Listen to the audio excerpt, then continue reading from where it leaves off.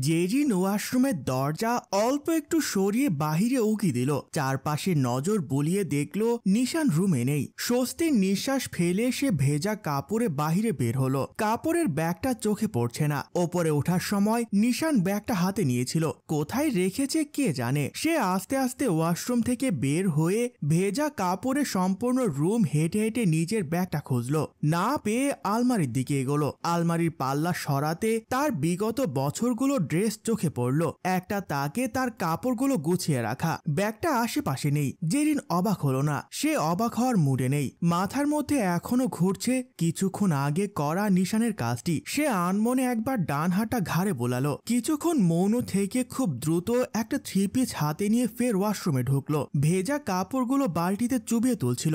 এমন সময় বাইরে থেকে ধারাম করে কিছু একটা পড়ার আওয়াজ এলো কানে। সেই সাথে নিশানের ব্যথাতুর কণ্ঠের আর্তনাদ। চমকে উঠল সে। দ্রুত ওয়াশরুমের দরজা হালকা খুলে ডাক দিয়ে জিজ্ঞেস করলো, কি পড়লো ওখানে? নিশান জবাব দিল, আমার শার্টটা পরেছে। জেরিন আবার জানতে চাইলো, শার্ট পরলে এত বড় শব্দ কেন? জবাবে নিশান বলল, শার্টের ভেতর আমিও ছিলাম যে। জেরিন দ্রুত বের হয়ে এদিক সেদিক আসলো। এসে তো সে জিভে কামড় দিল। এ কি দেখছে সে? নিশান চিটপটাং হয়ে মেঝেতে শুয়ে আছে। চোখ মুখ কুঁচকে ব্যথা সহ্য করার চেষ্টা করছে। সে একটু ঝুঁকে নিশানের মুখের দিকে তাকালো। নিজের হাসি চেপে রেখে কৌতূহল নিয়ে প্রশ্ন করলো, আপনি এইভাবে ফ্লোরে শুয়ে আছেন কেন? নিশান ব্যথায় নীল হয়ে যাওয়া চোখ মেলে জেরিনের দিকে তাকালো। দাঁত কিরমির করে বলল, ফ্লোরে ভিটামিন আছে যেটা মস্তিষ্কের জন্য খুবই উপকারী, সেজন্য শুয়ে আছি। কোনো সমস্যা? জেরিন বলল, না, সমস্যা থাকবে কেন? নিশান বলল, ঘাড় তেরা ডিঙি, তোমার মস্তিষ্ক সুবিধা না, আমার পাশে শুয়ে ভিটামিন ই শোষণ করো। জেরিন বলল, আমার কোনো ভিটামিন দরকার নেই, আপনি শুয়ে থাকুন। নিশান চটপট উত্তর দিল, দরকার আছে, তুমি পৃথিবীর শ্রেষ্ঠ বোকা, তোমার মস্তিষ্ক ভিটামিন জনিত অপুষ্টিতে ভুগছে, ফ্লোর এভাবে ভিজিয়ে রেখেছো কেন?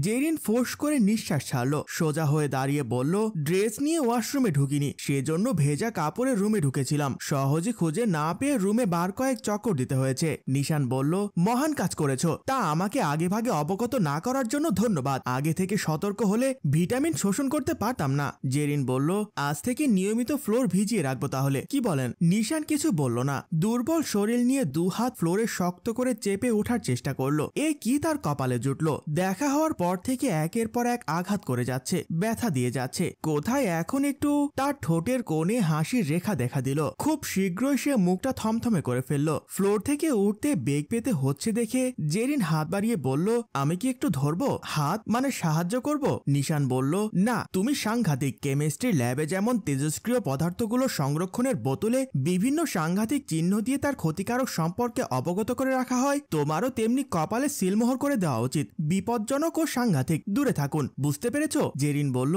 তো দূরে থাকেন না, বাধা দিয়েছে কে? নিশান বলল, দূরেই তো রয়েছি, আমার দূরে থাকা তো তোমার সহ্য হচ্ছে না, সেজন্য ফ্লোরে পানি ঢেলে রেখেছো। জেরিন বলল, আপনার চোখ কোথায় থাকে? মেয়েদের গলা ঘাড় খুঁজে বেড়ায় সব সময়। বিড়বিড় করে বলে জেরিন সরে আসলো। নিশান ততক্ষণে বসে পড়েছে। সে ফ্লোরে দু হাত রেখে হামাগুড়ি দিয়ে বিছানার কাছে আসলো। কোন রকমে বিছানায় উঠে হাত পা ছড়িয়ে শুয়ে পড়লো। তাকে একবার ডাক্তারের কাছে যেতে হবে। ভেজা চুলগুলো ছেড়ে জেরিন বেলকুনি থেকে বের হলো। নিশান চোখের ওপর হাত রেখে আঙ্গুলের ফোকর দিয়ে জেরিনের দিকে তাকালো। সঙ্গে সঙ্গে তার বুকের ধুকপুকানি বেড়ে গেল।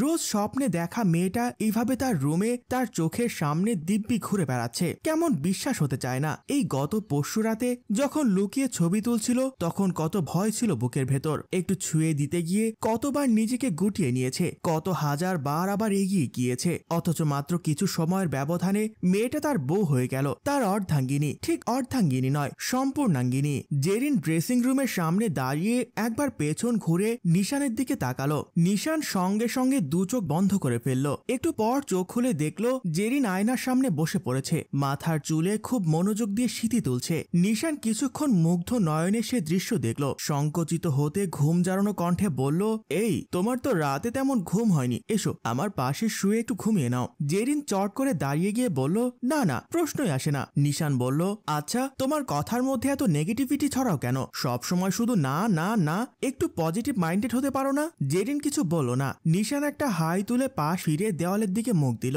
কঠোর গলায় বলল, নো মোর টক, পাশে এসে শুয়ে পড়ো। ও হ্যাঁ, খবরদার, ঘুমের ঘোরে কিন্তু হাই আশিক আর হাই বাটন ফোন করতে পারবে না। আমি কিন্তু এসব টলারেট করতে পারবো না। নিশানের আর কোনো কথা জেরিনের কানে এলো না। সে স্তব্ধ হয়ে কিছুক্ষণ নিশানের পিঠের দিকে চেয়ে রইল। তার সবকিছু এখনো কেমন স্বপ্ন স্বপ্ন মনে হচ্ছে সে কয়েক সেকেন্ড বা কয়েক মিনিটের কোনো স্বপ্ন দেখছে। স্বপ্নে অল্প সময়কে অনেক দীর্ঘ মনে হয় বলে এই স্বপ্নটা ভাঙছে না, অনেক বড় স্বপ্ন মনে হচ্ছে। কিন্তু তার অপর মন জানে এটা স্বপ্ন নয়। এই যে এত কিছু ঘটছে সব বাস্তব। সে আয়নার সামনে থেকে ঘুরে দাঁড়ালো, আর এক নজর নিশানের দিকে চেয়ে মুচকি হেসে রুমের বাহিরে পা রাখলো।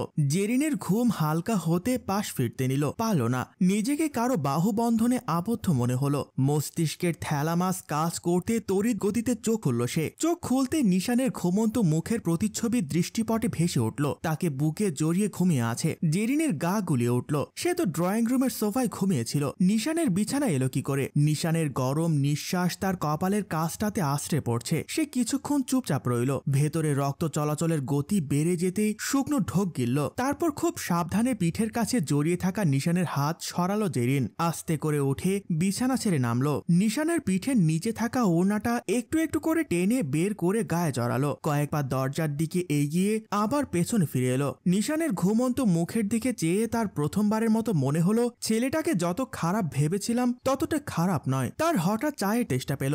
ধীর গতিতে রান্নাঘরের দিকে রওনা দিল। সে ডেকচিতে গরম পানি তুলে দিল, চা বানাবে। তার মনে পড়তে লাগলো হারানো দিনগুলোর কথা। তাদের গ্রামের বাড়ির মোড়ে মজনু চাচা চা বিক্রি করত। ছোট্ট খুপড়ির মতো দোকান ছিল। কি ভালো চা বানাতো মজনু চাচা। চায়ের ওপর দুধের স্বর ভাসত সবসময়। আবার কবে না কবে মজনু চাচার হাতের চা খেতে পারবে ভেবে জেরিনের মন খারাপ হয়ে গেল।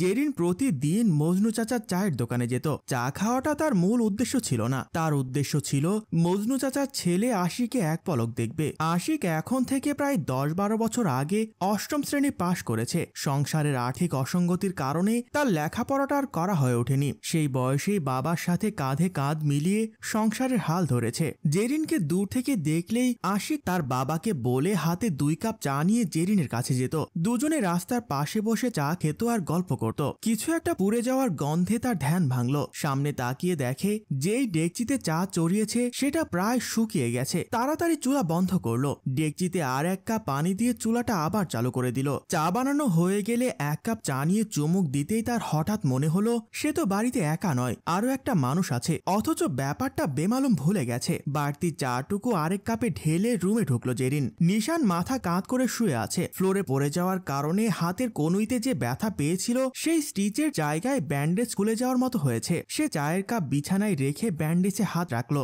সঙ্গে সঙ্গে নিশান মুখটা ঘুরালো। জেরিন আহত স্বরে বলল, ব্যথার ওষুধ খাচ্ছেন না আপনি? কয়েক সেকেন্ড সময় নিয়ে নিশান ঘুম জড়ানো কণ্ঠে বলল, গতকালের সব মেডিসিন তো বড় মায়ের বাসায় রেখে এসেছি। এখানে ব্যথার আর জ্বরের যে মেডিসিনগুলো ছিল সেগুলো খেয়েছি। জেরিন বলল, ব্যান্ডেজটা যে খুলে যাচ্ছে, আপনি ডাক্তারের কাছে যান, একবার ড্রেসিং করে আসুন।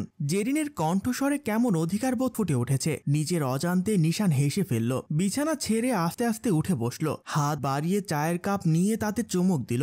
মুখ তুলে জেরিনের দিকে তাকিয়ে বলল, তুমি তাড়াতাড়ি রেডি হয়ে নাও তো, আমার সাথে হসপিটালে যাবে। জেরিন বলল, আচ্ছা ঠিক আছে, আমি রেডি আছি, আপনি তাড়াতাড়ি উঠে ফ্রেশ হয়ে নিন। দর্শক, আপনারা নিশ্চয়ই বুঝতে পারছেন জেরিন স্বেচ্ছায় নিশানকে বিয়ে করেনি। হয়তো পরিস্থিতির শিকার হয়ে নিশানকে বিয়ে করতে হয়েছে এবং দীর্ঘদিন একসাথে কাটানোর পর তাদের মধ্যে ভালোবাসা সৃষ্টি হয়েছে, যে ভালোবাসা কখনো ভাঙার নয়। আর জেরিনের সেই প্রেমিকের কি হয়েছে সেটা এখনো আমরা জানতে পারিনি। জেরিনের সেই প্রেমিকের সঙ্গে কখনো দেখা হলে অবশ্যই আপনাদের জানাবো।